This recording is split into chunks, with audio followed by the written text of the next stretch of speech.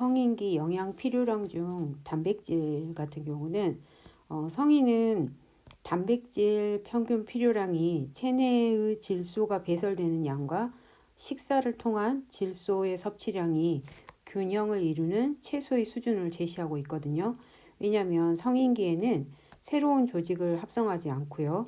여기 보시면 기존 조직을 유지하기 위한 구조 단백질과 효소, 호르몬 등의 형성, 그것들의 운반 및 저장, 항체 형성, 체액 및 산염계 균형 등의 유지만을 위한 것에 필요하기 때문에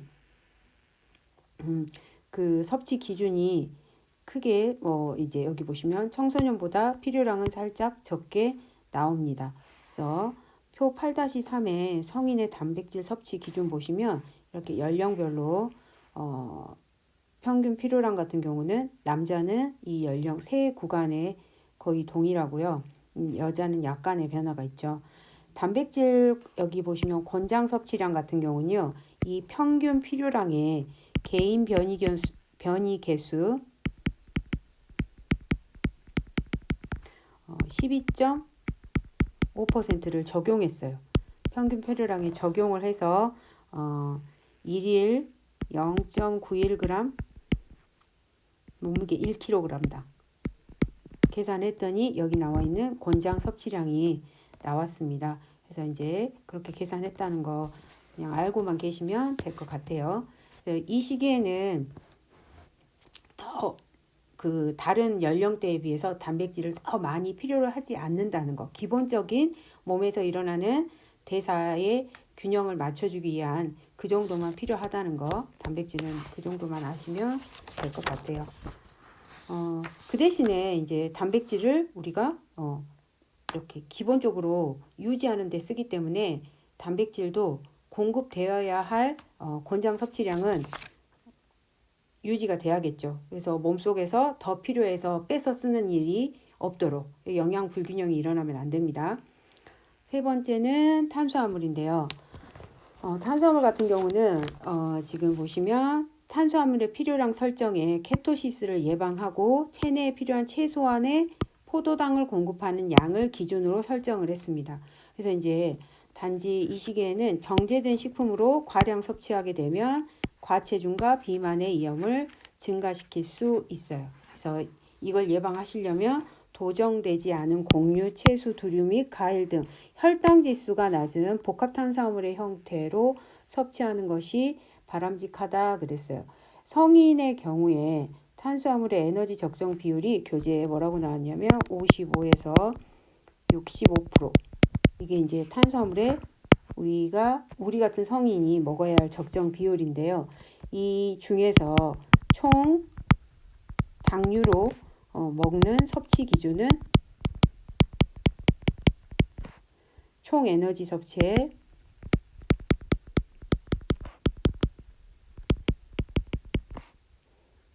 10에서 12%, 20% 정도다라고 되어 있습니다. 그리고 여기 PPT에는 없는데 이제 식이섬유 같은 경우도 제시가 되어 있어요. 그래서 한번 그것도 보시면 좋을 것 같아요. 그래서 일단 이 시기에는 가장 중요한 거는 항상 55에서 65%를 딱 맞춰서 먹는 사람보다 에너지는 전혀 부족하지 않게 탄수화물은 드시고 계시거든요. 그런데 이제 어떤 내용을 먹느냐가 더 중요한 것 같아요. 그래서 정제된 것보다 이렇게 도정되지 않는 현미라든지 귀리라든지 또 채소 많이 드시고 두류, 콩 같은 거 많이 먹으면서 그런 우리 몸에 훨씬 도움이 될 수 있는 탄수화물로 이 퍼센테이지를 맞춰주는 것과 같은 섭취인데 이렇게 정제된 걸로만 먹게 되면 몸에 문제가 생기겠죠. 다음은 지질입니다. 지질 같은 경우는 에너지 밀도가 굉장히 높기 때문에 소화기 부담의 경감 또는 지용성 비타민 섭취 및 흡수, 촉진, 필수 지방산의 공급, 티아민을 절약하는 기능, 세포막 및 뇌 신경 기능의 유지 등에 있어서 매우 중요한 역할을 하는 영양소가 지방입니다. 그런데 이제 문제는 그렇다 한들 너무 고지방 식사를 한다든지 여기 보시면 포화지방과 콜레스테롤 함량이 높은 식사를 계속 드시게 되면 당연히 따라오는 게 비만이 되겠죠. 그리고 동맥경화라든지 심장질환을 가지고 오기 때문에 우리 이 성인기 식사에서는 적절한 지방 섭취 조절이 필요하다 그랬어요. 그래서 2020년 한국인 영양소 섭취 기준에서는 이런 만성질환 위험을 떨어뜨리기 위해서 포화지방산은 에너지 섭취량의 7% 미만, 그리고 트랜스 지방산은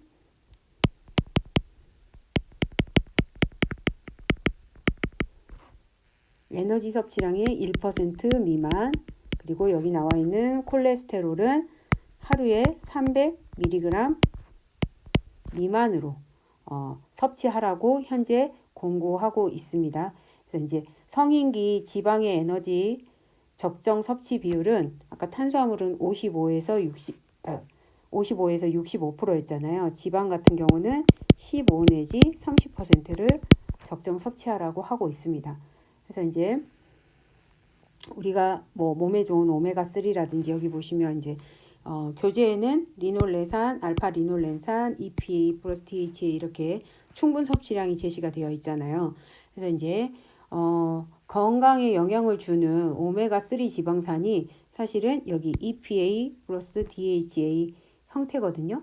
그러다 보니까 이런 오메가3 지방산을 좀 많이 섭취를 하시려면 들기름이라든지 콩기름과 함께 뭐 고등어 같은 등푸른 생선의 섭취를 높이라라고 되어 있습니다. 그래서 등푸른 생선이 뭐 일단 몸에 좋은 건 다 알고 계시잖아요. 그래서 이런 부분 성인기에는 어떠한 지질을 먹느냐도 굉장히 중요하기 때문에 그런 부분도 감안해서 지질을 공급하는 게 맞는 것 같아요.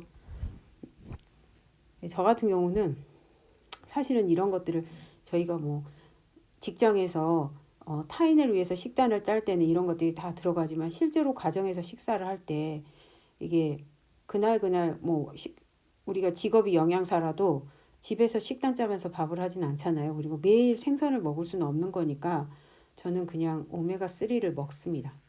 그래서 이제 보조하는 거죠, 보조. 그래서 비타민도 마찬가지고요. 그래서 저는 적당한 그 영양제 보조는 괜찮다고 생각하는 사람이거든요. 어차피 다 채울 수 없기 때문에. 다음은 이제 비타민인데요.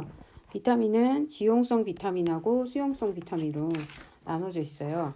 일단 지용성 비타민 같은 경우는 여기 이제 교재에 나와 있는데 PPT에는 없네요. 비타민 A 같은 경우는 체내에서 항산화 역할을 한다고 알려져 있어요. 그래서 한국인은 우리나라 사람들은 식물성 식품에서 주로 비타민 A를 섭취하고 있어서 다른 나라 사람들에 비해서 혈중 레티놀 수치가 낮지만 베타카로틴이 높은 것으로 보고가 되고 있다고 해요.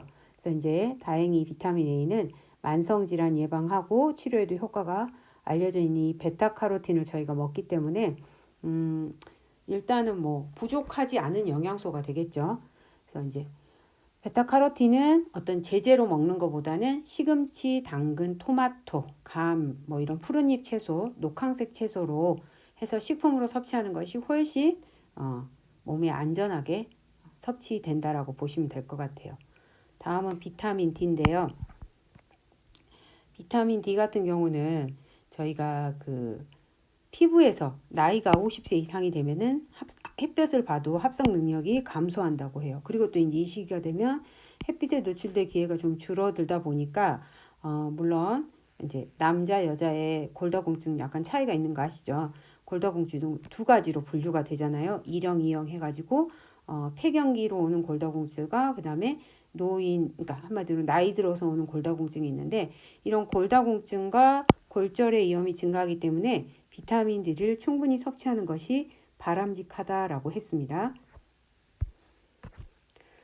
그래서 이제 저희가 칼슘 때문에도 이 칼슘 대사에도 이 비타민 D가 굉장히 중요한 역할을 하기 때문에 비타민 D도 영양제로 저는 만약에 우유를 하나 먹더라도 비타민 D가 강화된 우유 이렇게 같이 드시면 좋을 것 같고 그거 아니면 비타민 D가 충분히 들어있는 음식을 이렇게 나이가 들어가면 성인기에는 충분히 섭취를 하는 것이 좋다라고 생각을 합니다.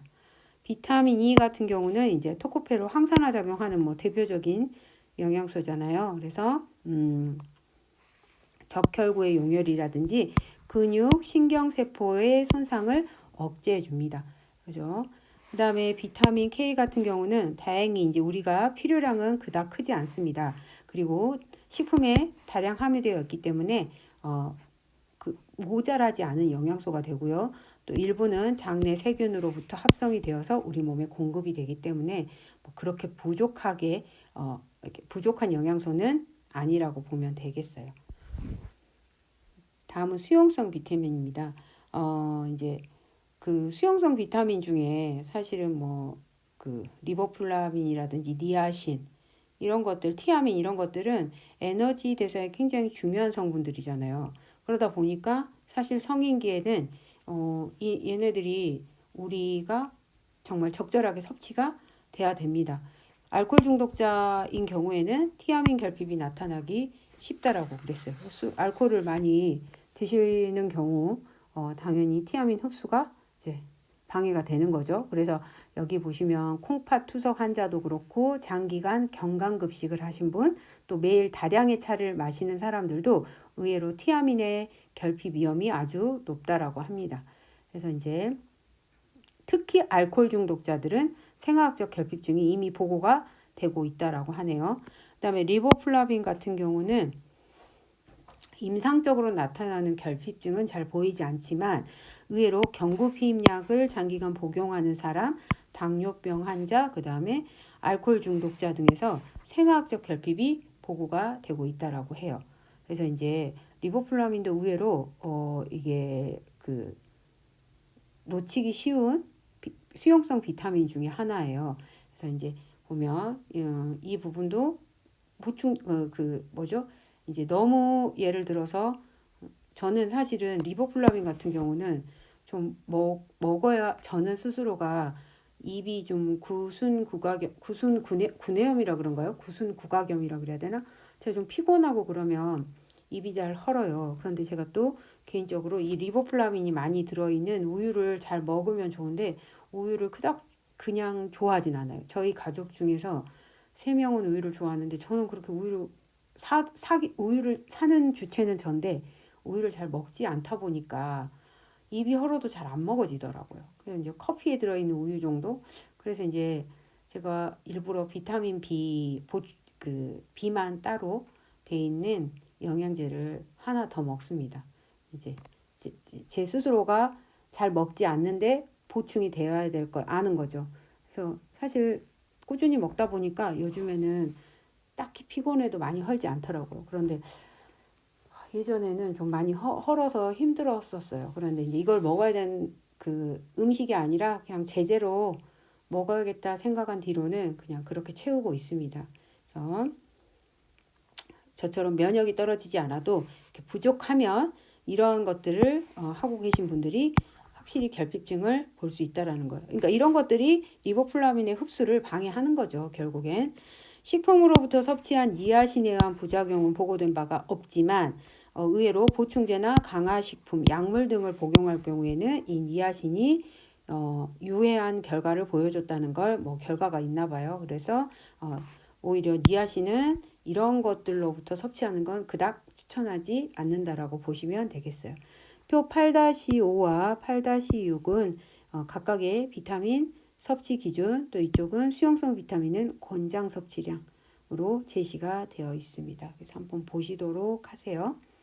이런 수치들을 저희가 다 외울 필요는 없으니까 거의 여기 보시면 비타민 C 같은 경우도 전 연령 남녀 차이 없이 100으로 제시가 되어 있고 수용성 비타민은 권장 섭취량이 그닥 크게 차이가 없죠. 또 여기도 마찬가지네요. 지용성 비타민도 비슷비슷하잖아요. 참고하시면 될 것 같아요. 이제 무기질 중에서는 성인기에 가장 강조되는 게 사실은 칼슘 맞죠? 칼슘. 왜냐면 우리나라가 전 연령대를 쭉 통틀어서 보시면 가장 부족한 영양소가 아마 칼슘일 거예요. 왜냐면 이제 우리가 골격이 성장할 때 10대에 속도가 최대고요. 성인기에 들어서게 되면 그 성장하는 속도는 확 느려진대요. 그렇지만 20대 중반까지 우리가 보이지 않게 알게 모르게 계속적으로 지속은 되고 있답니다. 그래서 이제 이 골 밀도가 골격의 성장이 멈춘 후에도 꾸준히 이제 채워지면서 늘어나서 골 밀도는 한 30대 초반까지 증가한다라고 결과를 보여주고 있어요. 그래서 이제 35세 정도 되면 골격 형성과 골밀도 축적에 이런 칼슘 또는 다양한 무기질들이 이 형성에 굉장히 기여를 할 것이라고 생각을 합니다. 근데 이제 이런 것에 대한 뭐 확실한 자료가 아직까지 제시되지 않아서 성인기에는 유지에 필요한 양만 제시를 한다고 해요. 그래서 이제 혈중 국가마다 뭐 여러 가지 자료를 사용해서 지표를 사용해서 칼슘의 필요량을 추정을 한답니다. 근데 이제 우리나라 같은 경우는 성인을 대상으로 여러 대사 실험의 연구 결과를 분석을 해가지고 했더니 체중당 칼슘 필요량이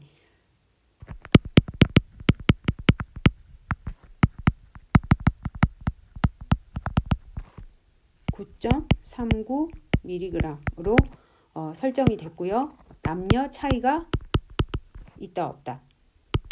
차이 남녀라 그래야 되나요? 잠깐만요. 차이 없다. 이렇게 해서 이제 이 기준을 토대로 필요 추정량을 산출을 했고요. 여기다가 또 이제 변이계수를 적용을 해서 곤장 섭취량을 만들어냈습니다. 그래서 이제 이때 나온 이 칼슘의 곤장 섭취량이 이게 되겠어요. 이제 이때 성인 남녀의 어떤 칼슘 흡수율이 기본적으로 흡수율을 30%로 잡았어요. 섭취했을 때 칼슘이 정말 몸으로 흡수되는 거. 그래서 이제 문제는 흡수율을 30% 잡았을 때 이렇게 권장 섭취량을 제시를 했는데 보시면 50에서 64세 여자의 경우에는 오히려 칼슘 필요 권장 섭취량이 늘어났어요. 이유가 뭘까요? 그쵸? 이때 이유는 뭐냐면 이때는 거의 폐경기에 접어든다라고 생각을 해요. 그래서 폐경기에는 칼슘 흡수율이 줄어듭니다. 왜? 에스트로겐 분비가 줄어들기 때문에 칼슘의 흡수가 당연히 줄어들어요. 그러다 보니까 이제 그런 점을 고려해서 이 50에서 64세 여성의 경우에는 흡수율을 좀 줄였어요. 흡수가 30%가 안 될 것이다. 얼마로 잡았냐면 25%로 적용을 했어요. 그래서 이제 이 퍼센테이지를 적용하다 보니까 평균 필요량도 달라지고 곤장 섭취량도 달라집니다. 결국엔 다른 연령대에 비해서 아마 이 연령대가 높게 설정이 될 거예요. 그래서 이 시기에는 뭐 골다공증뿐만이 아니라 골절 같은 것에 위험이 좀 노출된다는 것을 고려하셔서 이 시기의 여자는 칼슘 섭취를 좀 신경을 많이 쓰셔야 합니다. 이 시기에는 칼슘이 흡수가 거의 아마 임상영양학에서 다 배우셨을 거예요. 이제 우유가 가장 좋은 칼슘의 근본으로 평가되는 거면 다 아실 거고 우유의 칼슘 흡수율은 콩의 2배, 시금치의 10배 정도 높다. 그러니까 정말 칼슘의 확실한 근본은 우유인데 그 문제는 정말 가르치면서 제가 또 한 번 느끼는 게 우유를 마셔야 되겠다라고 또 이렇게 생각이 들긴 하는데 잘 안 먹어지더라고요. 하여튼 우유가 이만큼 좋은 칼슘의 근본이라는 거. 그래서 아이들도 많이 먹여야 되겠고 특히 여자들 많이 먹어야겠죠. 폐경기 여성을 비롯한 저희 같은 성인이 이런 우유나 유제품 섭취 늘리시고 또 정 안 되면 칼슘 강화 오렌지 주스 같은 거 이렇게 아니면 뼈째 먹는 생선, 뭐 채소류 섭취를 늘려서 칼슘이 부족하지 않도록 신경을 써야 될 것 같습니다. 두 번째는 나트륨이네요. 나트륨은 부족해서 문제가 아니라 우리나라는 항상 어떻게 해서 문제죠? 너무 넘쳐서 문제죠. 그래서 나트륨의 과잉 섭취는 고혈압을 포함한 뇌졸중, 심혈관 질환 등 여러 만성 질환의 위험을 증가시키기 때문에 이 말이 중요해요. 나트륨의 적절한 섭취가 중요하다라고 되어 있어요. 사실 이제 교재에 보시면 나와 있어요. 258페이지에 어떤 내용이 나와 있냐면 2020년 한국인 영양소 섭취 기준에서는 이런 나트륨에 대한 만성질환 이온 감소를 위한 섭취량을 설정을 했어요. 그래서 19세에서 여기 64세 성인의 만성질환 위험을 감소하기 위한 나트륨의 섭취 기준을 2300mg로 잡았어요. 하루에. 근데 이제 이 수치가 무엇을 의미하냐면요. 나트륨 섭취량을 하루에 2300mg 이하로 먹으라는 뜻이 아니고 나트륨 섭취량이 2300보다 높아버릴 경우에 높을 경우에 전반적으로 2300mg을 마지노선을 하고 이거보다 적게 먹으면 이런 만성질환의 위험을 우리가 떨어뜨릴 수 있다라고 생각을 하는 거예요. 그러니까 적게 먹어라 이게 아니라 이거보다 넘치지 않도록 신경을 쓰라 이런 거죠. 그래서 259페이지에 보시면 일단 우리 이런 나트륨을 2013년에서 2017년 국민건강 영양조사를 했더니 만성질환 위험 감소를 위한 섭취 기준 이상으로 섭취한 분율이 여기서 말한 만성질환 위험 감소를 위한 섭취 기준이 뭐예요? 바로 2300mg이에요. 2300mg 이상으로 섭취한 퍼센테이지가 남녀 각각 19세에서 29세가 82.6%, 여자는 61.0%, 30세에서 49세도 89.5%, 70.5%, 50에서 64세도 85.4%, 여자가 61.4%로 확인되었다 그랬어요. 그 말은 우리나라 성인이 나트륨을 상당히 이 2300mg을 기준으로 했을 때 이것을 넘게 너무 많이 먹고 계신다는 거예요. 그렇기 때문에 이제 줄이라고 말을 하는 거지 2300mg 이하를 먹으라는 건 아니란 뜻인 거예요. 아시겠죠? 이거는 이 이상 먹게 되면 병에 만성질환에 걸릴 수 있으니 최대한 이걸 맞춰주라는 건데 우린 이미 2300 거의 2배 이상을 먹고 있기 때문에 2300까지 떨어뜨리는 것도 너무 어려워요. 2300 이하를 먹으라고 하는 건 정말 어렵죠. 그래서 나트륨은 이 적절한 섭취에 라는 말을 꼭 알아두셔야 돼요. 무조건 나트륨을 제한하는 게 아니에요. 2300까지는 먹어도 만성질환에 노출될 일이 없다라고 이제 보는 거죠. 근데 아마 조사표 같은 거 한번 보시면 막 4300, 4600 이렇게 먹고 있습니다. 그래서 한번 이렇게 염에 그 자기가 생각하는 적정염을 떨어뜨린다는 게 그 정말 힘들어요. 하지만 요즘에는 이제 저염과 저당을 꾸준히 또 식약처에서도 그렇고 우리 영양교사들이 또 선생님들이 염도계를 가지고 국의 염도라든지 이런 걸 맞추면서 인식이 많이 바뀌긴 했어요. 그래서 이제 꾸준히 더 노력을 해야 될 것 같습니다. 다음은 철인데요. 성인기에는 이 연령이 증가됨에 따라서 그 희한하게 철의 흡수를 증가시키는 동물성 식품의 섭취량은 그러니까 감소되고 있어요. 그래서 이제 그 이쪽으로 다시 오시면 여기엔 철이 있네요. 여기 보시면 철이 남자의 경우 보시면 19세에서 64세까지 동일해요. 10mg으로 하루에. 여자의 경우에는 14, 19세에서 29세 14, 30에서 49세 14, 오히려 50에서 64세가 8이에요. 이제 이렇게 하는 이유는 사실은 50세 이상의 여성에 접어들면 이제 폐경을 한다라고 어느 정도 가정을 해가지고 월경으로 인한 손실량이 이제 없어지기 때문에 오히려 이 연령대보다 수치가 조금 더 낮게 설정이 되었어요. 그래서 이제 생리를 할 경우에는 철에 대한 섭취 기준이 남자보다 높은데 남자보다 14로 높잖아요. 그런데 오히려 이제 폐경기가 되면 남자보다 낮아진다라고 보시면 돼요. 그래서 우리가 이제 철의 흡수는 섭취량이라든지 식품에 들어있는 철의 형태라든지 체내에 저장되어 있는 철의 양 그리고 이제 식사 중에 어떤 철의 흡수를 방해시키는 성분들도 있을 거 아니에요. 그런 것들의 영향을 받습니다. 그래서 철의 흡수를 감소시키는 콩 제품이라든지 식이섬유, 피틴산이 함유되어 있는 식품들 또는 식물성 식품 섭취가 증가되다 보니까 철의 흡수와 이용률을 고려한 영양 관리가 조금 필요합니다. 그래서 이제 그 말은 철도 흡수될 수 있는 것들을 좀 신경 쓰셔서 이제 저희가 영양적으로 제시를 해야 되는 거죠.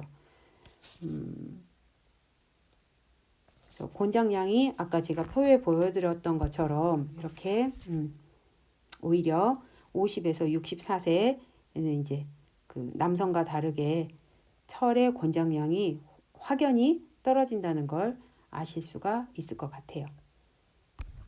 그 다음은 수분입니다. 수분은 성인의 수분 섭취량이라고 해서 얘도 마찬가지입니다. 음식으로 섭취하는 수분과 또 액체로 섭취할 수 있는 수분의 양을 합쳐서 남자, 여자 이렇게 제시가 되어 있습니다. 그래서 이제 이 정도 드시면 되는. 사실은 체수분 같은 경우는 12세까지는 남녀가 유사하다 그랬어요. 근데 이제 그 이후에 여성과 노인은 근육이 감소되거나 아니면 체지방의 증가로 인해서 조금 감소한다라고 했어요. 그래서 이제 그런 것들을 감안해서 지금 현재 성인의 수분 섭취량이 여기 이 표에 제시가 된 것 같습니다. 그래서 수분도 한번 표만 참고하시면 될 것 같아요.